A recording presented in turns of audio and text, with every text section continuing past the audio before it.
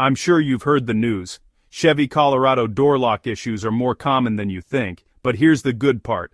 Most fixes are quick and simple. Let's get started. First, let's check the basics. Try using both your key fob and the inside lock switch. If neither works, it might be a power issue.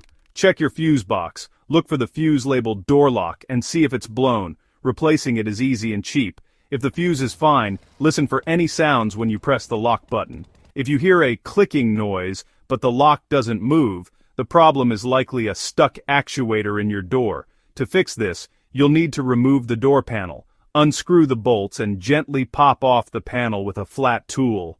Look for the actuator. It's usually a small motor near the lock. Make sure the wiring is tight and nothing is blocking the mechanism. If you're not hearing any sound at all, your actuator may need to be replaced. You can order a new one online and swap it in with basic tools. Test your lock before putting the panel back on. If everything works, snap the panel back and tighten the screws. And that's it. Your Chevy Colorado door lock should be working like new. Stay safe and happy driving.